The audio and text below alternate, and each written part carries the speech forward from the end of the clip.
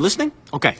Basically, there's this guy named William that moves from England to a town called Oregon with his wife and 3 kids. That meets this guy named Henry. And the two of them form a friendship and start a family diner and pizzeria called Fredbear's Family Diner. Now the money is tight, so to save on cash, Henry come up with these animatronic mascots that can be cranked up into work as suits. Seems pretty smart, right? Right, dummy! See, if the spring locks get loose on these suits, they turn back to animatronics and crush the person in them. Anyway, getting ahead of myself here. Basically, this William guy's bad news. See, one day, Henry's dad at Charlie's having a birthday party at the diner. The other kids are mean though, and they lock her outside. What does William do when he sees this? A freaking drags her into the alley and kills her. That's what he does. Now, Henry built this safety puppet to watch over his dad, but the puppet was stuck inside a box when this was happening. When the puppet gets out, goes out to try and protect her, but it's raining, so the freaking animatronic breaks down too. So what happens is that Charlie's spirit actually inhabits the animatronic puppet. And buddy, that is just the tip of the iceberg. See, William's oldest son is a real face to his human son, Even. On Evan's birthday in 1983, go to the diner, and Henry actually shoves Even into Fredbear's mouth. Freaking crazy, right? So the spring locks fail and Fredbear chomps Evan's head,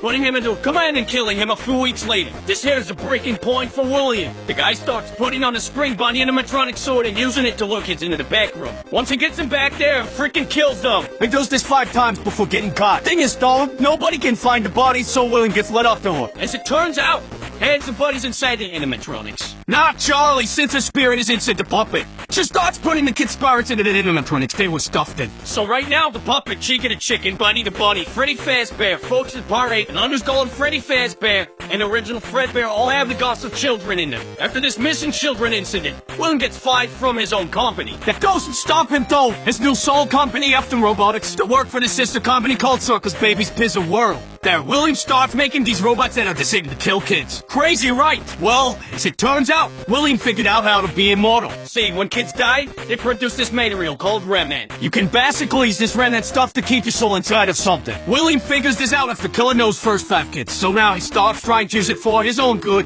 Problem is, even though his youngest son is dead and his oldest son has moved out, William still has his daughter Elizabeth with him. William makes this really cool animatronic called Circus Baby who can dance, sing, make us scream, and do a whole bunch of other cool stuff. But his daughter Elizabeth gets too close to Baby, and her capturing mechanism activates. So now 2 of William's 3 kids are dead by his own hand. William pretty much loses it here.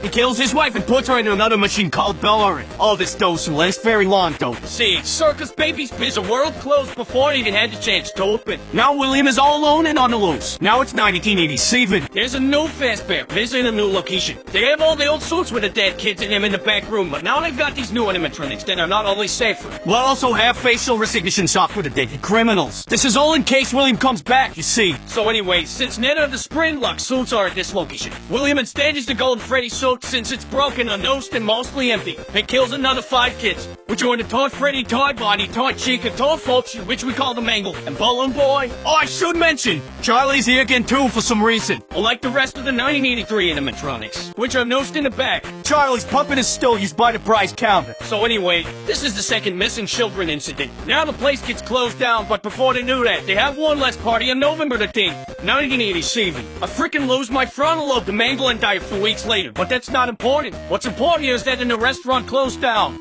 So now it's sometime after 1987. William somehow gets a message out to his son Mitchell that his sister and mom are trapped inside some animatronics at the now closed down Circus Baby's Pizza World, and that he needs to set them free, since the whole building is automated. They think that he's an employee. So Mitchell works at the building for a week while the building is attempting to rip it, although he gets tricked by the animatronics into getting scooped. See, what happens is that, during the week, all the robots in the facility tear themselves apart and reform themselves into a dead mass called Inert. And it brings Mitchell to the scope where he gets injected with remnant. Then his organs get scoped out and introduce him as a skin sword to escape the facility. After the robots escape and Mitchell is reanimated as a walking corpse, he goes to find his father and then all the suffering. The first place he tries is the new Freddy Fazbear Pizza that opens in 1993. This reopening is the original location of Fredbear's Family Diner, and brings the original cast of Freddy, Fox, Chica, and Bonnie. They even refit Golden Freddy, but they never use him. Since Mitchell was blacklisted after getting his brother killed, he used a fake name, Mike Skimmett, to get a job at the No Place. However, after a week of working, with all the animatronics trying to kill him, thinking that he's his father, he gets fired and the place shuts down. Mitchell wouldn't find William until 2023 with Fazbear Fright, but before that happens,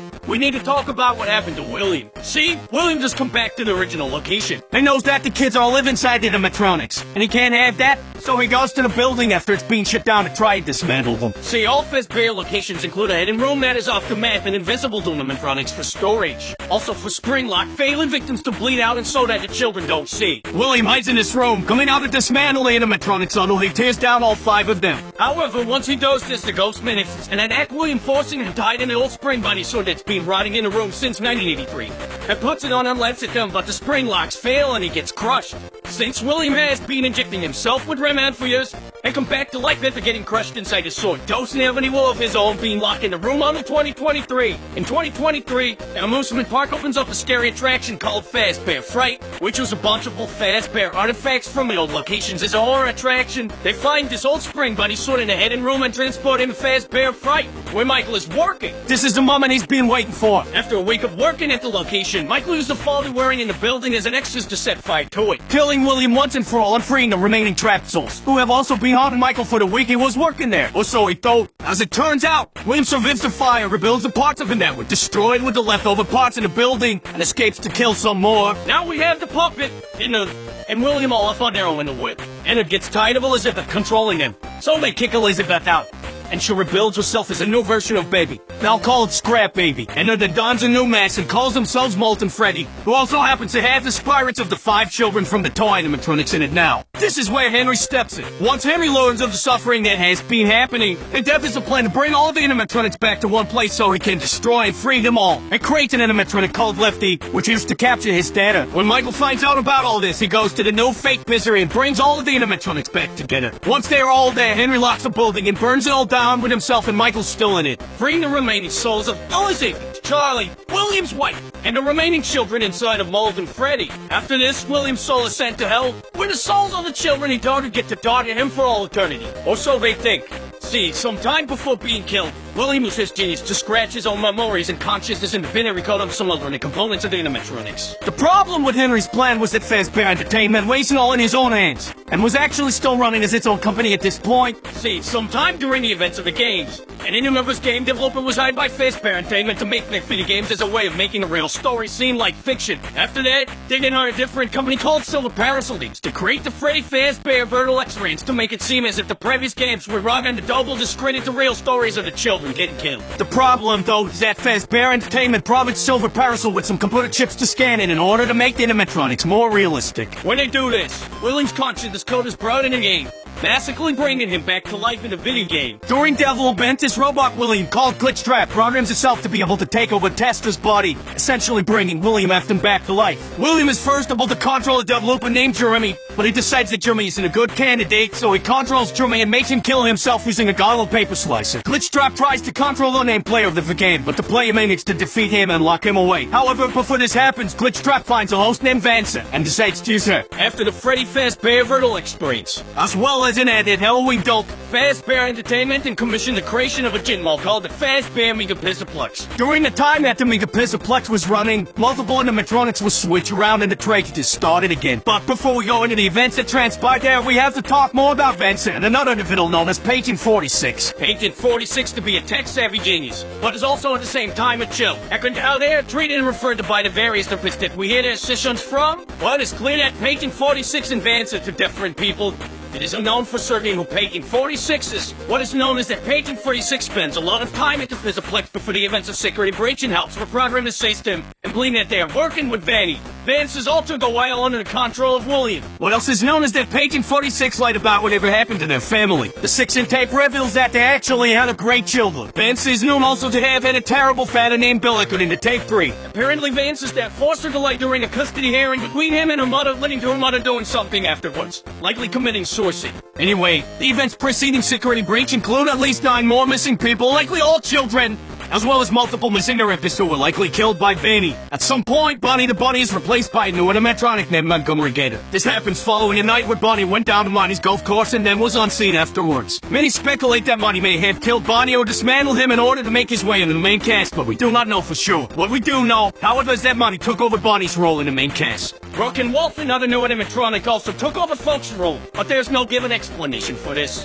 One night, After most of the animatronics have been reprogrammed, Glamrock Freddy, the newest version of Freddy Fazbear, malfunctions and shuts down on stage. When he wakes up, he learns that he was put in low power mode, likely freeing him from the reprogramming that Page 46 did to everyone else. Also, when he wakes up, a boy named Gregory reveals to have been hidden inside of his chest cavity. Gregory is a homeless orphan of unknown relation to anyone else during the infant's security breach. Some have speculated that Page in 46 is Gregory, but there seemed to be little difference between the two characters that conflict. Others believe that Gregory is an animatronic himself, as his hair and eyes are noticeably different events. And the book Tales from the Pizzaplex includes an animatronic that looks like a home and children, is about the same size as Gregory. What more, Gregory's vision seems to distort at times. His eyes are cameras that are receiving interference. However, none of this is known for sure. Gregory and Glamrock Freddy find out the mega Pizzaplex is built on top of the fake restaurant that was used to lure William Afton in years prior. And using Vance's body, locate William Afton's corpse and reanimate him inside of a wretched station stolen from the Pizzaplex. William Afton plans to control all of the animatronics in the Pizzaplex remotely and begin to kill children again. But Gregory and Freddy stop him. The last we see of William Afton is him being grabbed by the spirits of the recently killed 9 people inside of a large machine known as the Blob. The game canonically ends with Gregory and Freddy escaping the Pizzaplex and relaxing on a hell. It is likely that, with the destruction of the Pizzaplex, Vance is freed from Vanny, but we do not know for sure. And this is where our story ends for now. Eventually there will be more adult updates for Security Breach, but until that happens, this has been the end for 5 Nights at Freddy's Game Lore.